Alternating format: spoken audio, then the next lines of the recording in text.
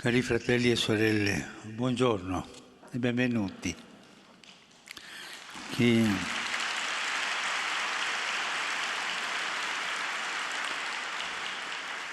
Continuiamo, già finendo, le catechesi sul discernimento e chi ha seguito finora queste catechesi potrebbe forse pensare: ma che pratica complicata è discernere.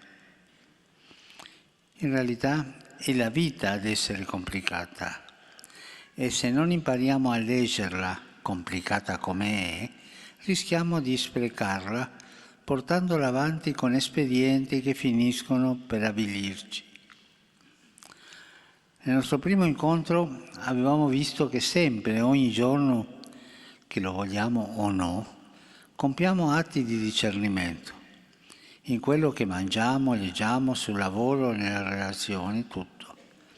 La vita ci mette sempre di fronte a delle scelte e se non le compiamo in maniera consapevole, alla fine è la vita a scegliere per noi, portandoci dove non vorremmo.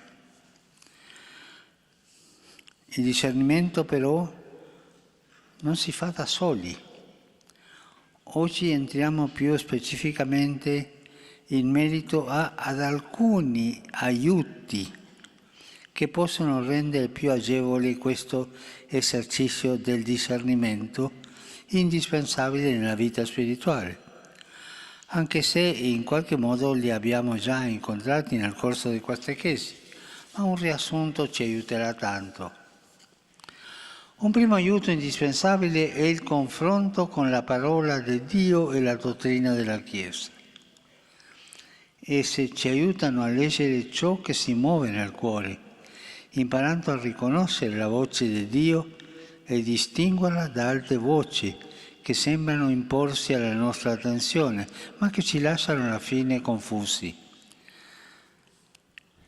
La Bibbia ci avverte che la voce di Dio risuona nella calma, nell'attenzione, nel silenzio. Pensiamo all'esperienza del profeta Elia. Il Signore le parla non nel vento che spacca le pietre, non nel fuoco, non nel terremoto, ma gli parla in una brezza leggera. È un'immagine molto bella che ci fa capire come parla Dio, no?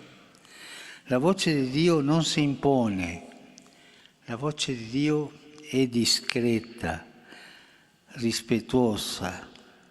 Io mi permetterei di dire la voce di Dio è umile e proprio per questo è pacificante. E solo nella pace possiamo entrare nel profondo di noi stessi e riconoscere i desideri autentici che il Signore ha messo nel nostro cuore. E tante volte non è facile entrare in quella pace del cuore perché siamo indaffarati di questo, di là, tutta la giornata. Ma per favore, calmati un po'. Entra in te stesso, in te stessa. In 2 minuti, fermati e guarda cosa sente il tuo cuore. Ma facciamo questo, fratelli e sorelle, ci aiuterà tanto.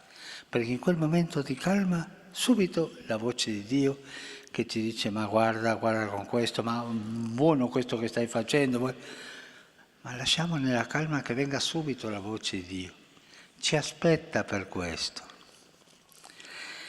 Per il credente la parola di Dio non è semplicemente un testo da leggere. La parola di Dio è una presenza viva.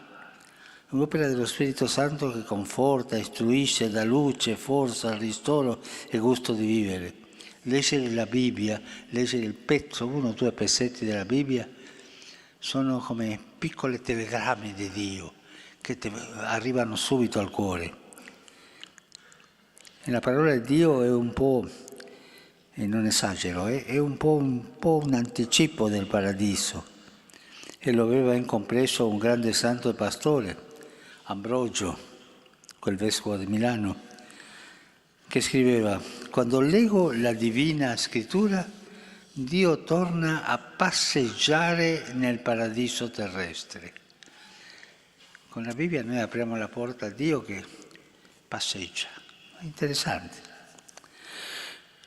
Questo rapporto affettivo con la Bibbia, con la scrittura, col Vangelo, ci porta a vivere una relazione affettiva con il Signore Gesù.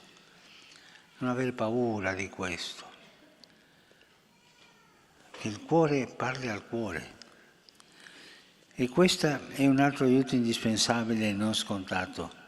Molte volte possiamo avere un'idea distorta di Dio, considerandolo come un giudice arcigno, un giudice severo, pronto a coglierci in fallo con la corda per darci, no? Gesù, al contrario, ci rivela un Dio pieno di compassione, di tenerezza, pronto a sacrificare se stesso, pur di venirci incontro, proprio come il padre della parabola del figlio prodigo. Una volta uno ha chiesto, non so se alla mamma o alla nonna, me l'hanno raccontato, ma cosa devo fare in questo momento? Ma ascolta Dio, Lui ti dirà cosa dovrai fare. Apri il cuore a Dio. Un bel consiglio. Io ricordo una volta in un pellegrinaggio di giovani, no? Che si fa una volta all'anno al santuario di Luján, 70 chilometri da Buenos Aires. Si fa tutta la giornata per arrivare lì. Io avevo l'abitudine di confessare durante la notte. Si è avvicinato un ragazzo, 22 anni sarebbe, no? Tutto con tanti cose, tatuaggi, Dio mio, ho pensato io, cosa sarà questo, no? E mi ha detto, lei sa, sono venuto perché ho un problema grave e io l'ho raccontato alla mamma e la mamma mi ha detto vai dalla Madonna, fai il pellegrinaggio e la Madonna ti dirà. E sono venuto, ho avuto contatto con la Bibbia qui, ho ascoltato la parola di Dio e mi ha toccato il cuore e devo fare questo, questo, questo, questo, questo. La parola di Dio ti tocca il cuore e ti cambia la vita. E così io l'ho visto tante volte questo, tante volte. Perché Dio non vuole distruggerci, Dio vuole che noi siamo più forti, più buoni ogni giorno. Chi rimane di fronte al crocifisso avverte una pace nuova, impara a non avere paura di Dio, perché Gesù sulla croce non fa paura a nessuno, è l'immagine dell'impotenza totale e insieme dell'amore più pieno capace di affrontare ogni prova per noi.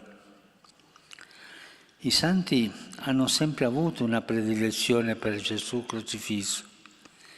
Il racconto della passione di Gesù è la via maestra per confrontarci con il male senza esserne travolti.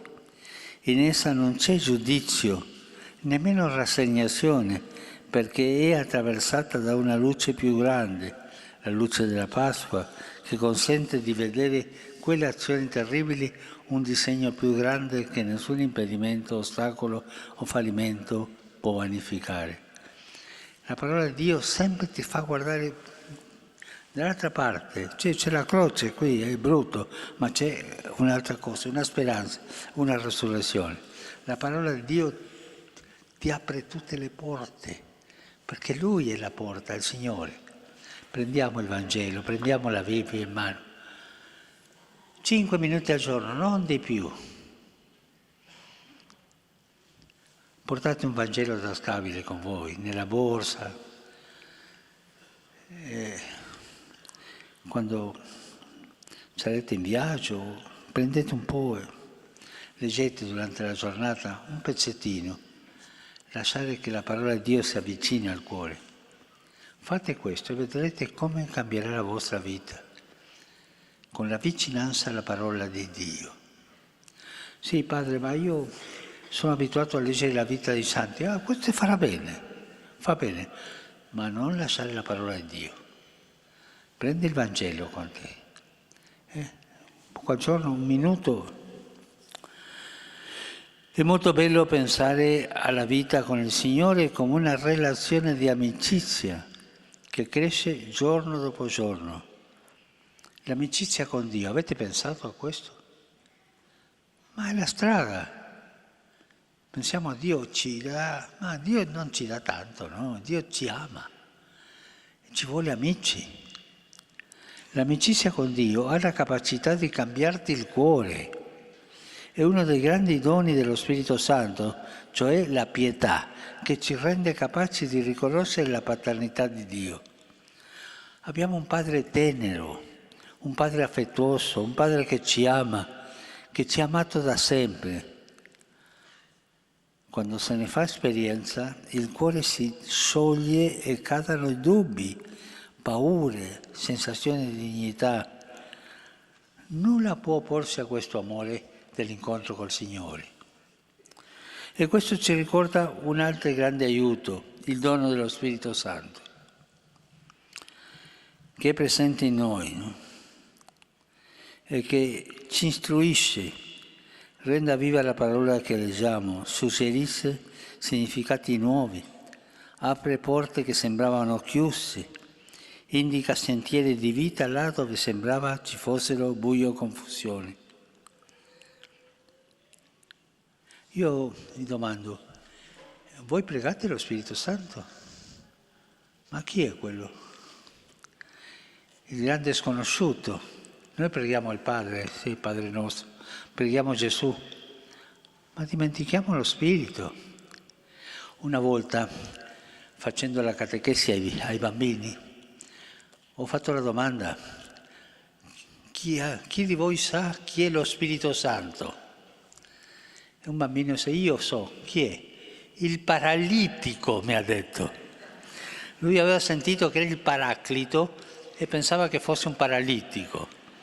E tante volte, questo mi ha fatto pensare, per noi, lo Spirito Santo è lì, come se fosse una persona che non conta. E lo Spirito Santo è quello che ti dà vita all'anima. Lasciatelo entrare. Parlate con lo Spirito così come parlate con il Padre, come parlate col Figlio. Parlate con lo Spirito Santo, che non ha niente di paralitico, c'è la forza della Chiesa, quello che ti porta avanti. Lo Spirito Santo è discernimento in azione, è presenza di Dio in noi, è il dono, il regalo più grande che il Padre assicura a coloro che lo chiedono. E Gesù come lo chiama? Il dono.